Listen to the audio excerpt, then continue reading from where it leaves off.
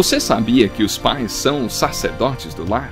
Eles devem não somente falar de Deus para os filhos, mas principalmente falar de seus filhos para Deus. O Encontro com a Palavra está apresentando a série Família e hoje quer nos ensinar algo a mais para vivermos uma vida de constante vitória em família. Vamos a mais um estudo do Dr. Dick Woodward com o pastor Edson Bruno.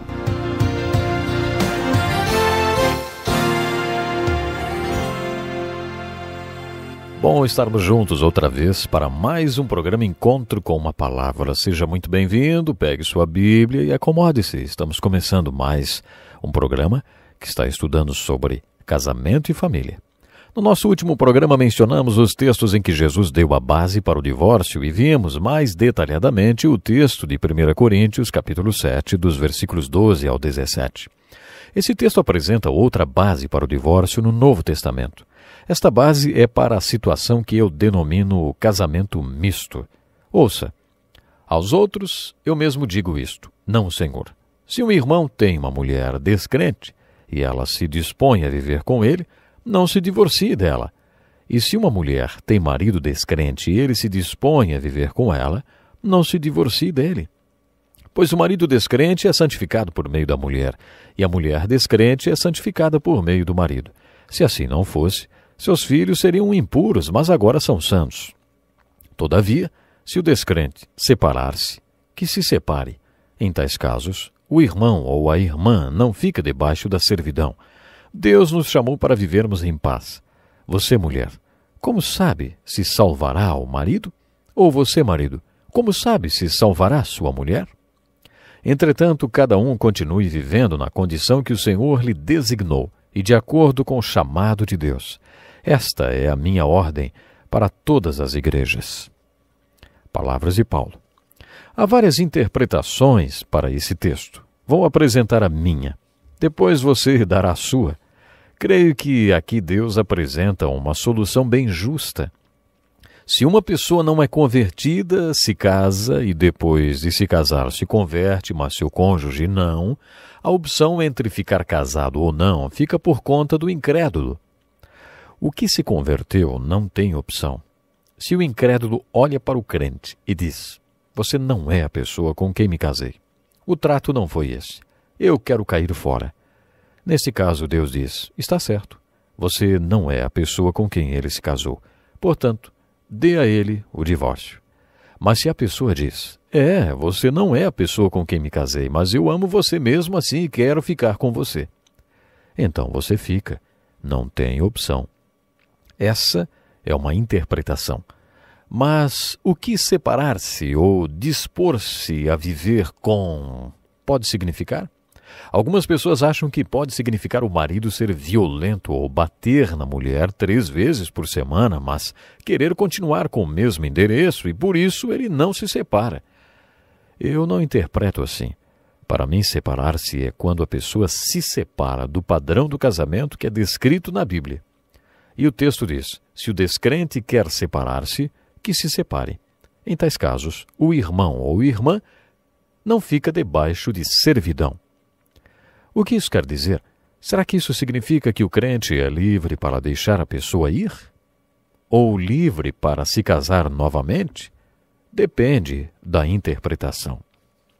Nos versículos de 17 a 24, Paulo responde a uma outra pergunta.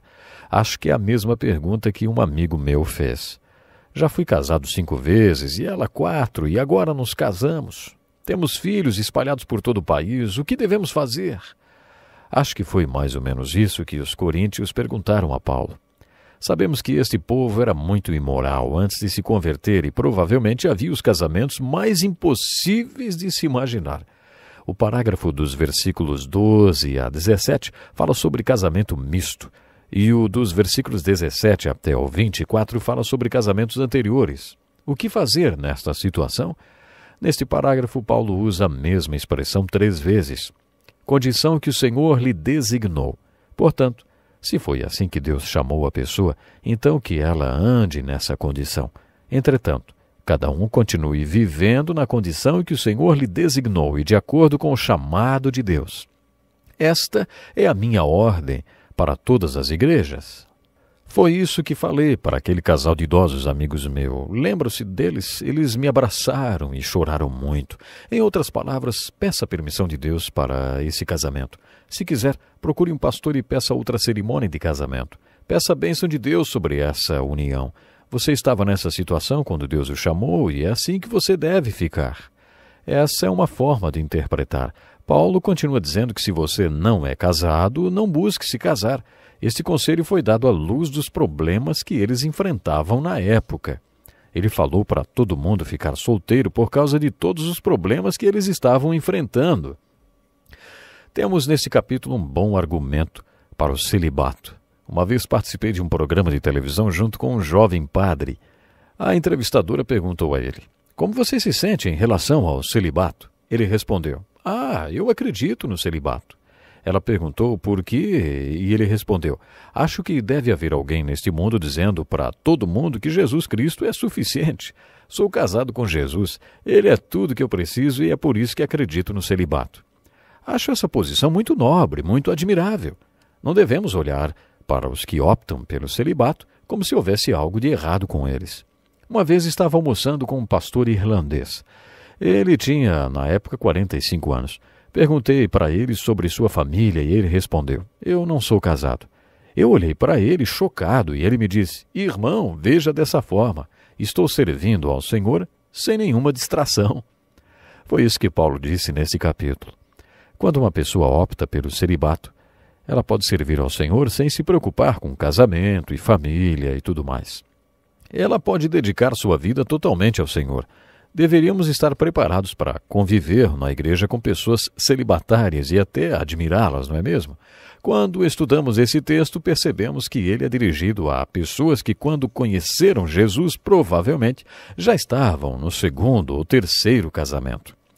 Uma vez recebemos em nossa igreja, para uma série de estudos sobre divórcio, um pastor muito bom que tinha acabado de lançar um livro sobre o assunto. Na última noite, ele falou sobre o pecado do divórcio. Ele adotou a linha dura de interpretação da Igreja Católica. Tínhamos vários casais na reunião, talvez metade das pessoas fosse divorciada. Depois daquela noite, meu telefone não parava de tocar e eu sabia que teria que dar muitos aconselhamentos se não fizesse algo a respeito. As pessoas queriam que eu desse a minha opinião sobre o que o pastor tinha falado sobre o divórcio. Por isso, no domingo de manhã, disse a eles o que acabei de falar para vocês nesses 10 últimos minutos. Eu gostaria de lançar uma afirmação para que você reflita sobre ela. Enquanto você faz sua própria interpretação destes versículos e os aplica na vida de pessoas casadas e divorciadas e casadas de novo e outras combinações, que você tenha uma coisa em mente. A lei de Deus nasceu do coração de amor de Deus, sabe? Do coração de Deus, do amor dele para benefício do homem. Neste capítulo mesmo, Paulo diz: "Estou dizendo isso para o próprio bem de vocês, não para lhes impor restrições, mas para que vocês possam viver de maneira correta, em plena consagração ao Senhor. Toda a lei do casamento foi feita para o bem-estar do homem e da mulher. Outra coisa que você deve ter em mente é que tudo começou quando Deus disse: 'Não é bom que o homem esteja só'", referindo-se a todo ser humano em geral. Deus não quer que as pessoas vivam sós. Deus quer que todos tenham um lar cristão feliz. Qual é a diferença entre o espírito da lei e a letra da lei? Para os fariseus, o que importava era jogar na cara das pessoas a letra da lei. Como já dissemos antes, a diferença entre Jesus e os fariseus era que Jesus aplicava a lei de Deus na vida do povo. Ele passava a lei pelo prisma do amor de Deus, porque esse sempre foi o propósito da lei, ou o espírito da lei. Tenha sempre em mente que o propósito de Deus para a lei do casamento e da família é que as pessoas vivam em lares cristãos felizes. Ele coloca o solitário em família. Deus não quer que as pessoas vivam sós, por isso ele as une. Esse é o espírito da lei do casamento. É por tudo isso que, quando estudo esses textos bíblicos e este assunto, assumo uma postura que alguns poderiam achar bem liberal. Creio que no espírito da lei do amor, o espírito da lei de Deus é o amor de Deus. E nós devemos sempre procurar saber qual é o propósito de uma lei, como a lei do casamento e da família. Quando você entende esse propósito, não diz para uma pessoa que acabou de se converter e está no terceiro casamento, com filhos de todos os lados, que ela não deveria estar naquela situação, não. Não use uma lei que foi feita para fazer com que as pessoas tenham lares felizes, para afastar as pessoas desse propósito. Sinceramente, creio que quando dois cristãos se casam, é para sempre, para a alegria e para a tristeza. Tem que ser assim, é assim. Minha esposa e eu estamos descobrindo isso. O mais que eu conheço de homens e mulheres de Deus mais velhos, que depois de iniciar a segunda ou terceira etapa de nossas vidas, estamos descobrindo que esse pode ser o melhor período que podemos viver. Vejo e sou desafiado por casais que, chegando ao ponto que depois de jogar o pão sobre as águas há quase 30 ou 40 anos, estão vendo os resultados de uma maneira maravilhosa. Um poeta já disse: fique comigo, envelheça assim, perto de mim, vamos colher juntos o fruto do que se plantou. É essa fase que quero ter e que a Bíblia nos desafia a ter. Nunca conheci meus avós, por isso essa relação é nova para mim e me pegou de surpresa. Ser avô tem sido uma das grandes alegrias e surpresas da minha vida, diz o pastor Dick Woodward. Uma experiência maravilhosa. Minha esposa e eu estamos percebendo que nossos filhos precisam de nós, mesmo depois de se casarem. É claro que não da mesma maneira, mas sabemos que somos um farol para eles. Custa acreditar como somos importantes para os nossos filhos, mas é importante para eles estarmos sempre em contato. Nós ainda ministramos para eles e os orientamos como faróis. Vimos no livro de Salmos que uma das características do homem abençoado é que ele veria os filhos dos seus filhos. Isso é uma bênção e tanto. Estamos vivendo essa fase. Tivemos momentos difíceis. Não preciso impressionar você. Sei exatamente do que você está falando quando ouço sobre os seus problemas. Passamos por momentos de estresse e por pressões e, em alguns momentos, até vontade de desistir. Estou aliviado por não ter desistido do meu casamento. Às vezes, quando me deito à noite, fico acordado, agradecendo a Deus por não ter desistido nos momentos mais difíceis. O melhor estava por vir. E vocês que estão passando por lutas, ninguém disse que seria fácil. Para vocês terem uma ideia, a cada 5 casais, 3 acabam se divorciando. Os outros 2 brigam até o final. Você sabe que é difícil. Não é fácil 2 se tornarem um. Só que deve existir sacrifício. Os 2 têm que se sacrificar para que dê certo. Essa é uma das razões porque é tão difícil. Quero que você entenda que Jesus disse que o casamento é indissolúvel, porque Ele quer sempre o melhor para você. Pense nisso. Até o nosso próximo programa.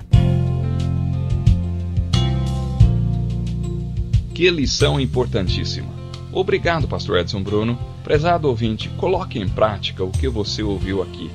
Sem dúvida, sua vida será grandemente abençoada.